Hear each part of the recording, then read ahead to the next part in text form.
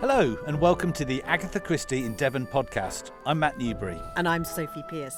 And this podcast is all about the places in Devon that Agatha loved and which inspired her. So we come to one of the best places, one of my favourite places today, which is Greenway House on the banks of the River Dart, which is Agatha Christie's former holiday home. It's absolutely beautiful here, and we're going to be speaking to Matthew Pritchard, who is Agatha's grandson and spent lots of time here as a child. Also coming up, we've got our feature, What Christie Means to Me in 3. And this is when we speak to an expert or an Agatha Christie fan. We give them 3 minutes to explain why our favourite author is so important to them. And today we speak to Dr Mark Aldridge, and we did a little trip to the Canary Islands for this interview. Yeah, that was fun. First though, let's just set the scene. Here we are. We're sitting outside a beautiful white Georgian house with pillars at the front overlooking the River Dart, and really the setting of this house is what is so incredible. The Dart flows along below, and the gardens are looking amazing at this time of year. We've got the magnolias out and we've got the rhododendrons out and the sun is out, and altogether it's a beautiful place to be. But Matt, you first sort of had dealings with this house quite some time ago now. So I used to work for the tourist board back in the day, and the only way that people could get to see Agatha Christie's home then was to book onto a boat trip from Dartmouth, and they might get a tantalising glimpse of the White House up through the trees. And then in 2000, Rosalind Hicks and her husband Anthony and their son Matthew decided to give the house over to the National Trust. So we got to see the gardens originally because they were still living in the house, but for the first time ever you could wander around these amazing grounds and places that actually inspired Agatha Christie to write some of her books. I was working for the BBC at the time, and I remember it was a huge news story, the fact that one of the world's most famous writers, her home was being opened up to the public, and people were incredibly excited about it, and people still visit here in their thousands every year. Well, that's right. So it's in 2004 that Anthony and Rosalind died, and then the house properly went into reconstruction because the roof was falling in. They covered the whole thing in scaffolding, and they had to try to sort it out because they didn't want the place to turn into a theme park, a kind of an Agatha land. They wanted it to be like the family had just stepped out of the house, and I think that's what it's still like today. You walk in and there's the overcoats on the table, there's hats around, there's all the little collections that they all had. So it's a real sort of personal place, and I think they do it really well. You have a member of the National Trust to volunteer in each of the rooms, and they kind of guide you through, so you get to kind of wander around quite relaxed and just properly walking through someone's house. It's amazing. So Matt, how did she end up owning this incredible house? Well, if you read her autobiography, which every fan really should, she talks about her mother bringing her here when she was quite young as a guest, and I think she fell in love with it at quite a young age, probably always had it in the back of her mind.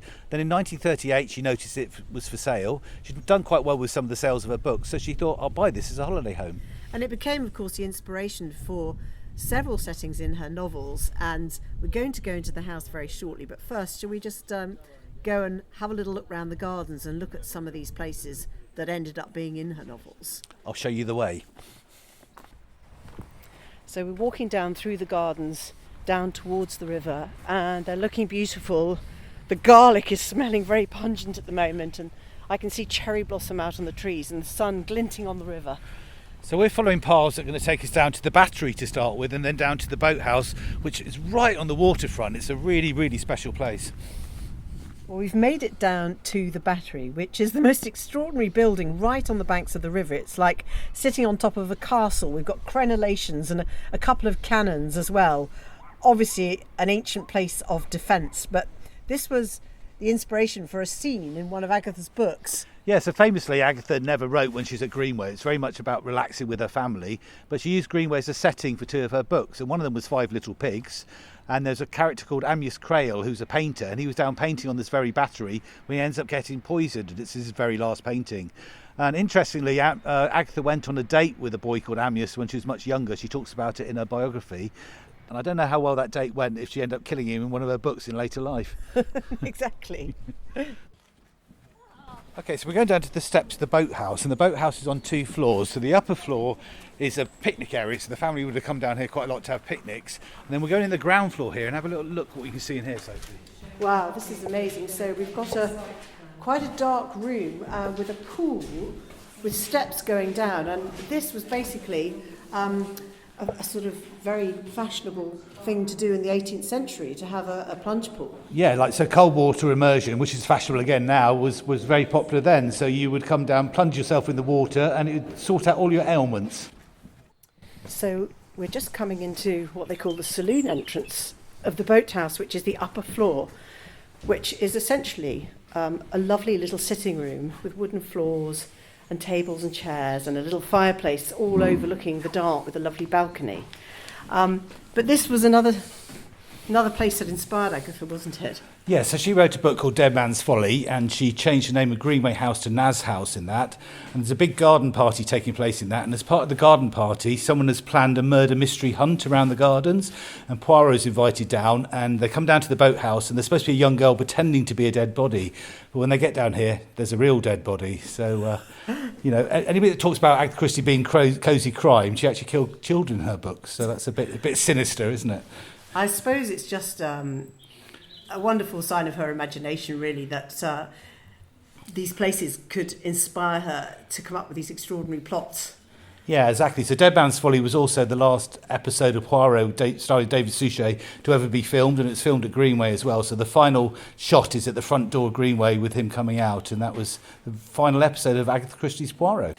Very shortly we're going to hear from Matthew Pritchard, Agatha's grandson. Now, you went to interview him, didn't you? I'm intrigued to know about that, because he doesn't live round here, does he? No, he lives in Wales, so it was like the start of an Agatha Christie story, really. It was last December. I was driving up through a windswept Welsh countryside into Monmouthshire, and I pulled up to the house up the big drive with electric gates had opened, and I was welcomed in by Matthew's wife Lucy and their little terrier dog, very much like the terrier that Agatha Christie used to have when she was younger. And I was welcomed in and given a cup of tea and some Welsh cakes, which was really, really welcoming, because my parents are both Welsh, so I used to eat a lot of Welsh cakes when I was growing up. So it's nice to have those. Yeah, made me feel completely at home. And then I was taken into another room with a roaring log fire, and I asked him what his earliest memories of his grandmother were.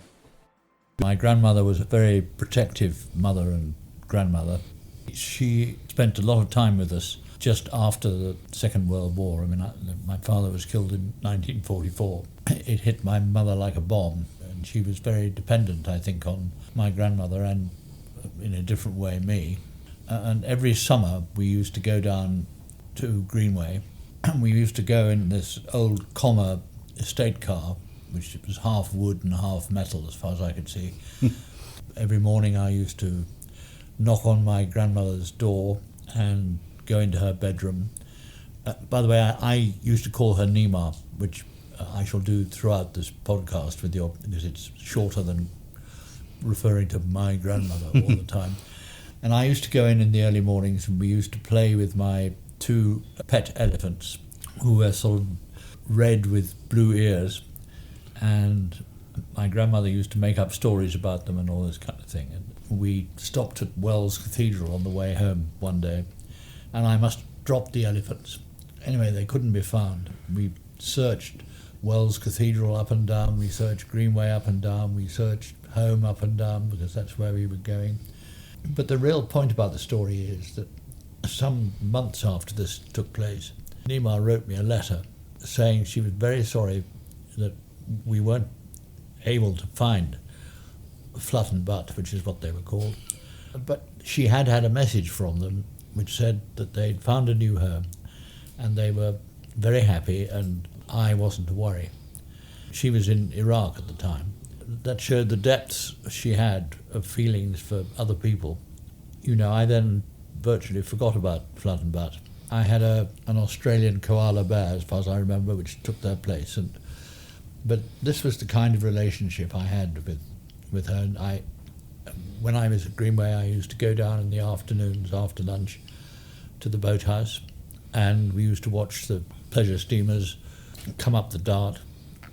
And even to this day, I remember the names of quite a lot of them. I mean, the Killoran, the Pride of Paynton, the Torbay Princess, and they all went to, and all the paddle steamers from Dartmouth, the Totnes Castle and Dartmouth Castle and all those and she introduced me to a whole new world, and this was really, that's what she was doing all her life to me, really. She was introducing me to all new worlds, trying to interest me in everything else that was going on. she never, as far as I know, tried to interest me in what she was doing, although I was vaguely aware that she was an author, particularly at that age, probably not at all. But later on, when I was at the kind of age, she never tried to force books or archaeology on me. My grandfather Max did that. He tried to teach me cuneiform at the age of 8 or 9, which is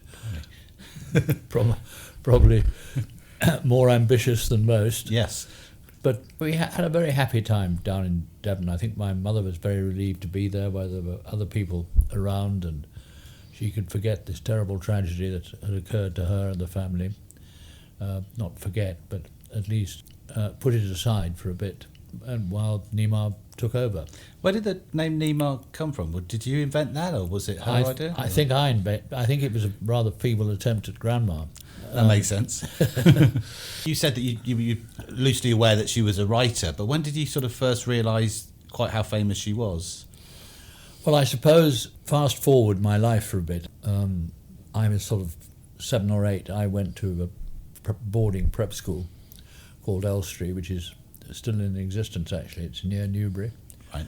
The headmaster was quite a strict ex-naval gentleman, and he had a rule that if you wanted to read books that were outside the school syllabus, you had to have them signed by him to see that they were suitable and not pornographic or whatever. And Nimar every year used to send me a copy of her first edition book, and it used to go upstairs to be signed. It eventually occurred to me that it was taking rather a long time to come back, and I eventually discovered, more or less when I left actually, that the headmaster's wife was a huge Agatha Christie fan, and she took the opportunity to read it before sending it back to me. Fantastic. And it was little incidents like that, rather than anything dramatic. I mean, that was the beginning of the mousetrap story and all that kind of thing when I was at Elstree, but that didn't really make too much impression. But little incidents which involved my life were much more effective at showing that Nimar actually had a life outside the family. So how often would you go down to Greenway? Was it pretty much every summer holiday, or was it more often? Or Well, we did go down for short periods, but the main trip was sort of virtually the whole school holidays. I mean, 6 or 7 weeks or something. Wow. And there couldn't be a better place to go. I mean, there's not only Greenway, which we hardly left, but when we did, we used to go and have picnics on Dartmoor and play with the dogs and all that kind of thing. And it was magical for a small boy. And that was the very beginning of my cricket career. And they set up a sort of net for me on the lawn next door to the house. Max used to bowl at me, and Anthony, and I think a few boys were shipped in to play with me as well to keep me quiet for longer. Oh, so there was other young people there as well. It wasn't just. Well, I think even then I was suspicious that the young boys were well, their parents were chosen because they had young boys who could play with me. I mean, I think I was a bit of a menace, to be quite honest.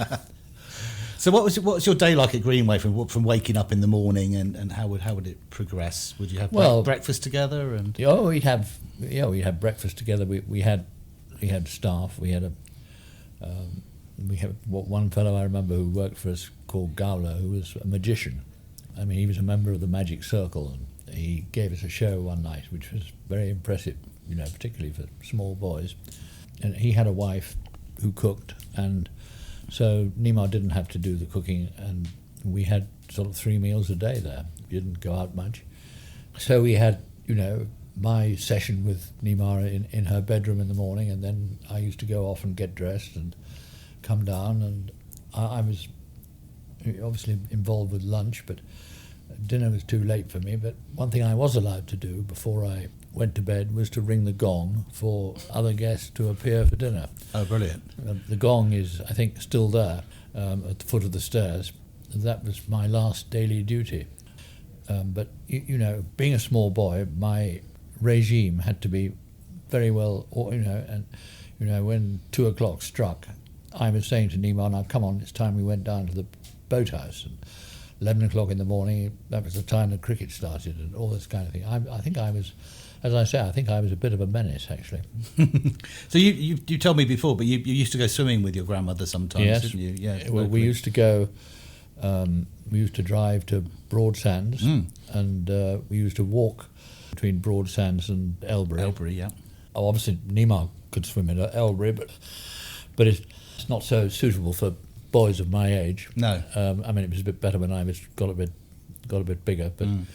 You know, we used to watch the trains go over the sort of The viaduct, yeah.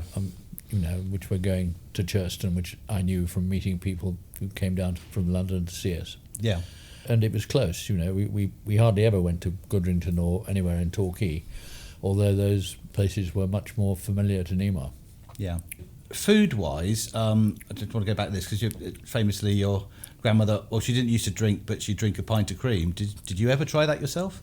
No, I don't think I was encouraged to do that by my mother, probably. That's always been an incredible story. But yeah. she liked drinking ginger beer too. Oh, really? Yes.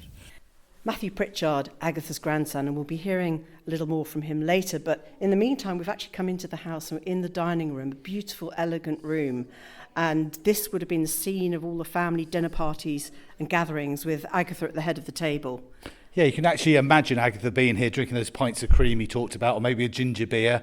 And she loved a lobster, and she loved blackberries. So yeah, some amazing family meals must have taken place in here, mustn't they? Well, we've now come into one of the most famous rooms in the house, which is the smaller sitting room, which is lined with books and Agatha's novels, and has got the famous murals on the wall, which were done by American soldiers who were here when the house was requisitioned in the Second World War. But for now, we're going to go back to Wales and to Matt's interview with Matthew Pritchard. And Matt asked him about how the house came to be given to the National Trust. That was a decision that was made between me and my mother and stepfather, and of course the National Trust. And that didn't happen until a long time, until after Nima died, which was in 1976, and until quite a short time before my parents died.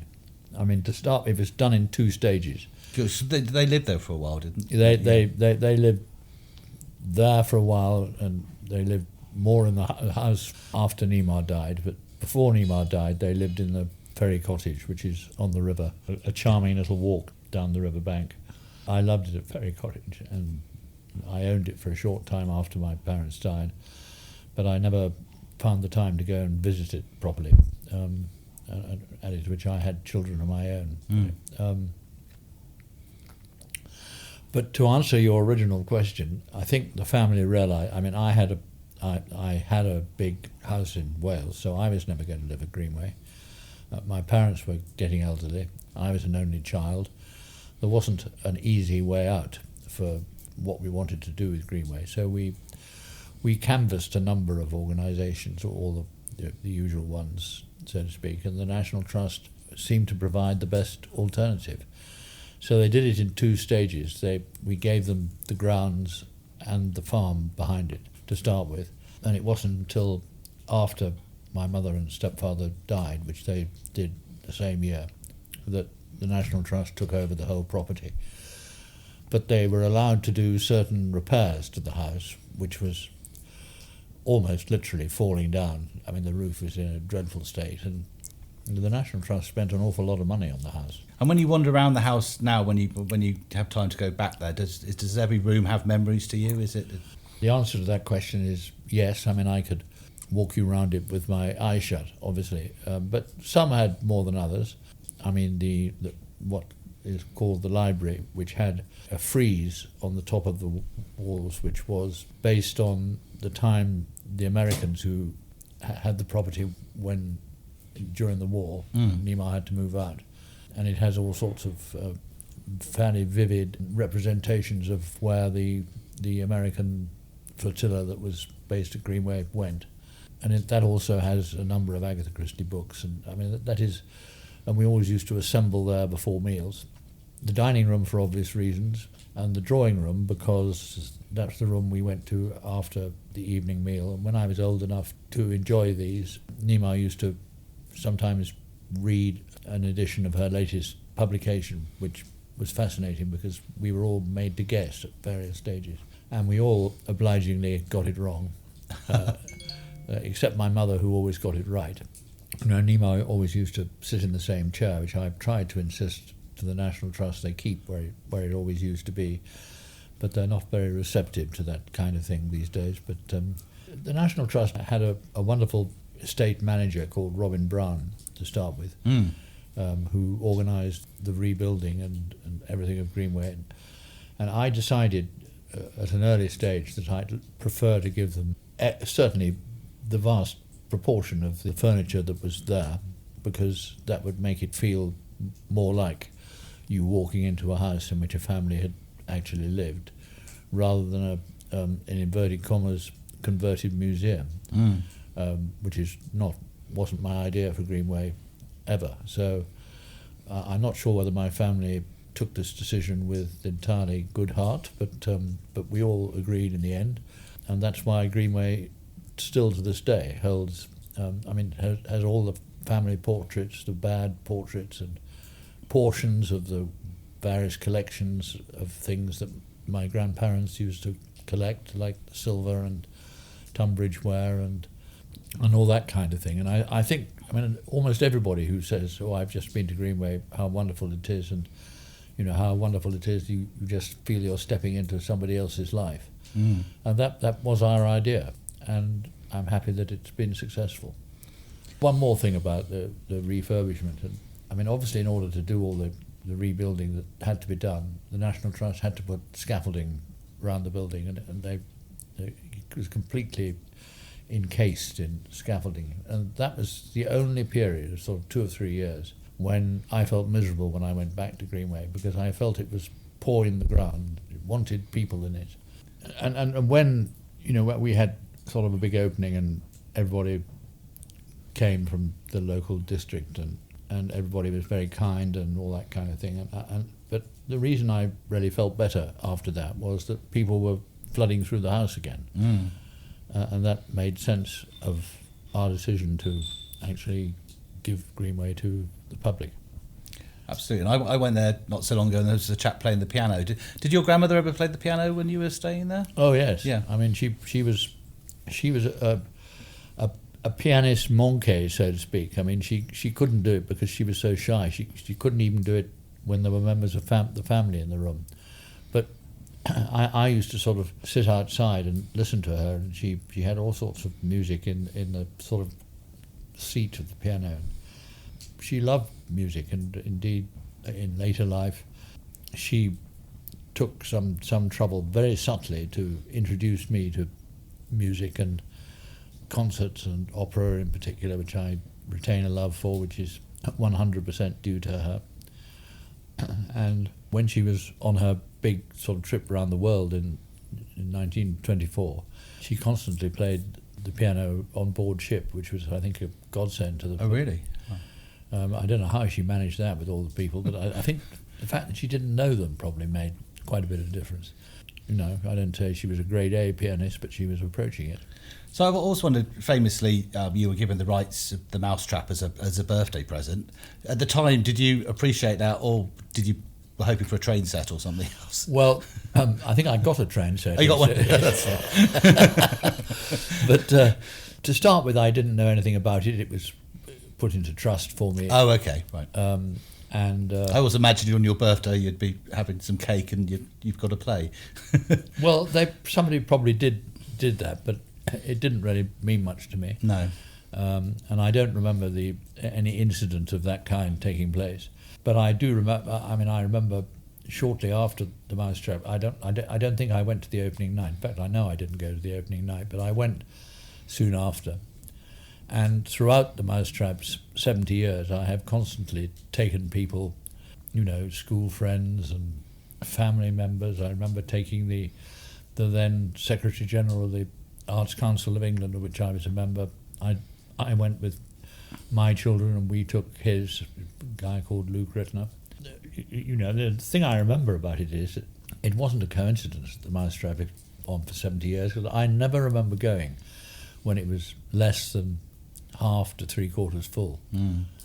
It was a hugely popular play. Full credit to Peter Sanders. He did all the marketing and and all that kind of thing, and it was terrific.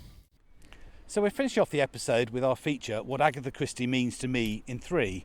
And we did a bit of travelling for the next one. So we both went out to the Agatha Christie Festival in Tenerife off the coast of Africa last year. And I remember asking at the time, why is there an Agatha Christie Festival in Tenerife of all places? Well, I didn't know until we went on a guided walk, but Agatha Christie stayed there and she finished off one of her books, The Mystery of the Blue Train. And she also wrote a short story in the town where the festival is held, Porto de la Cruz, called The Man from the Sea. So they have a festival there every 2 years and they have lots of speakers there. And one of the speakers there was Dr Mark Aldridge, and he describes himself as an Agathologist. Which is great. He is an academic, but he likes to be called an Agathologist. He's so passionate. Yeah, exactly. So while you were sunning yourself by the swimming pool and drinking cocktails, I invited Mark out to the balcony of the hotel, and I got my stopwatch out and I set it to 3, and I said, Mark, what does Agatha Christie mean to you? I think with Agatha Christie, there is this personal element as well as thinking of her as a professional, by which I mean I can be both impressed by her in terms of her being the greatest crime writer who ever lived, and think about her books being excellent examples of the genre, perfectly constructed, amazing use of characters, the way that she's able to think one step ahead of the reader, and very often you think that you might have outwitted her and that you work out where it's going, and then you realise at the end that she's absolutely fooled you. Those are all the brilliant professional things about Agatha Christie, and that's why it's such a joy to write about her, because I'm genuinely an admirer of how brilliant she was as a writer. But in terms of Agatha Christie, for me, on a personal level, she's someone who's really important to me because I feel almost a reassurance in working with her, because the quality is so high consistently, that when I work with her works and I read them and I reread them and I go and see a play or a film based on her works, I know that I'm going to enjoy myself, and I know that I'm always going to have something to say about it. And often, most of the time, it's very positive, and occasionally I might go and see something and think, they've got it wrong. They don't really understand what the brilliance of Agatha Christie is. I went to see a play that will remain nameless that adapted one of her works, and I was like, they've completely missed the point. They've taken out all of the really intelligent stuff, and they've really just left it as a very, very basic mystery. So for me, I thoroughly enjoy being able to go and enjoy an Agatha Christie on both of those levels. I should also say that one of the great things about Agatha Christie for me has been meeting so many people from the Agatha Christie sort of fan community, but not just fan. I mean, we're all fans. Those of us who might have some professional element to our fandom, you know, I write these books, I do talks and so on. I'm still a fan. I still can sit with anybody who might have read Agatha Christie for 50 years or more, and I sit with them at an event and we can have a conversation about Agatha Christie, and we might debate whether Miss Marple or Poirot is better. We might have a sort of discussion about how much the Mary Westmacott books that she wrote are really underrated. And that's the sort of conversation that I found I can have with just about anyone at these Agatha Christie events. And whenever I go to them, it really makes me feel proud that of all the fandoms that I could have been a part of, Agatha Christie is the most welcoming. You know, there are other fandoms that I've seen where I think there are lots of divisions, and that you're either in one camp or in another camp. With Agatha Christie, everybody loves her work. And so it's such a pleasure to spend my working life, but also much of my personal life, talking about and researching Agatha Christie. Dr Mark Aldridge sharing his passion for Agatha Christie. Now, to end the podcast, we've come down to beautiful Greenway Quay, which was the traditional landing place for anyone coming to Greenway from the River Dart. And there's been a ferry here for hundreds of years, which traditionally you call by ringing the bell. So it's time to say goodbye to Greenway, the place that Agatha Christie called the loveliest place in the world.